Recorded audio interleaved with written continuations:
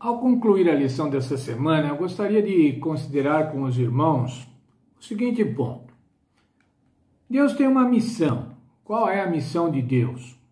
Qual é o negócio de Deus, como eu já disse algumas vezes? É salvar a humanidade. É salvar cada um dos seres humanos do pecado. É dar a cada um dos seres humanos a vida eterna. Ora, se Deus tem essa missão, e se nós, enquanto seres humanos, pedimos a Deus nas nossas orações para que Ele nos ajude a cumprir essa missão, como vocês acham que vai ser a disposição de Deus? Como Deus se sente quando cada um de nós pede a Ele forças, poder, para fazer o que Ele quer que se faça?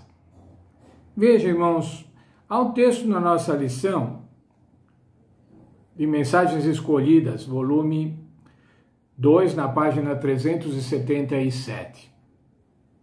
Está na lição na página 51.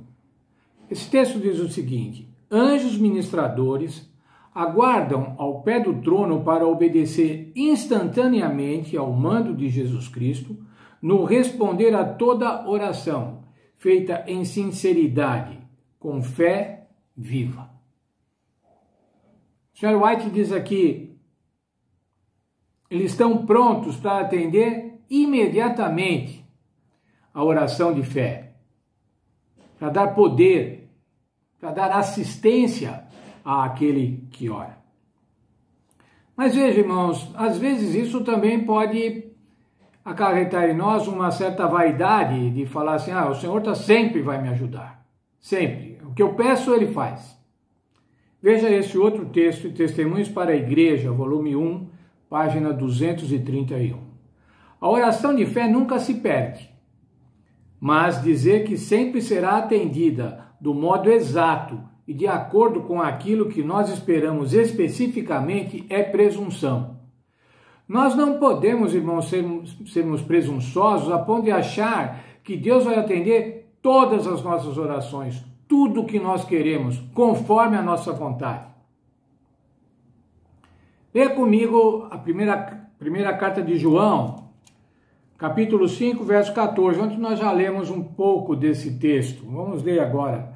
Essa é a confiança que temos nele, que se pedimos alguma coisa segundo a sua vontade, Ele nos ouve. Nós devemos pedir, irmãos, a Deus, para que seja feita a sua vontade e não a nossa.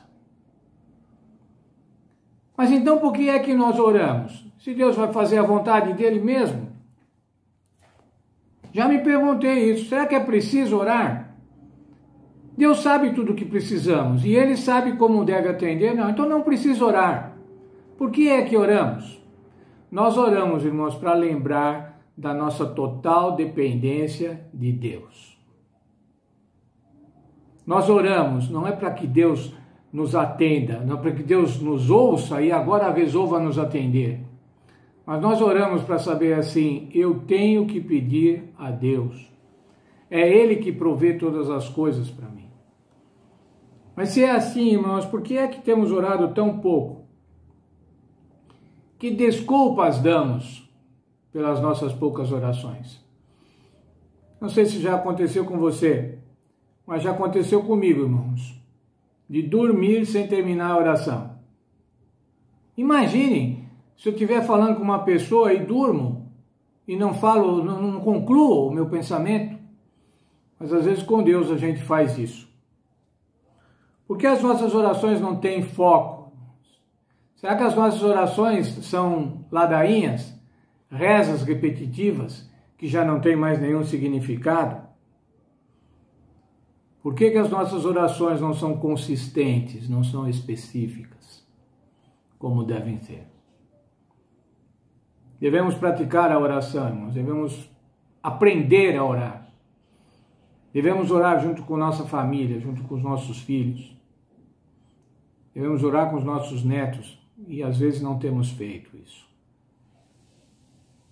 E um conselho, irmãos, do apóstolo Paulo aos Tessalonicenses, primeira carta aos Tessalonicenses, capítulo 5, verso 17. Orai sem cessar. Que Deus nos abençoe, irmãos, e que a gente possa orar conforme a sua vontade. A gente possa orar com consistência. A gente possa orar com conteúdo.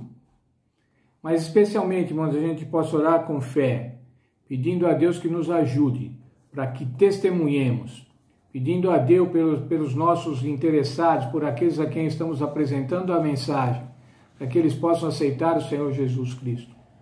Orar a Deus para que nós possamos cumprir com a missão que é dele e ele generosamente compartilhou conosco, que é a missão de buscar pessoas para salvá-las para a vida eterna.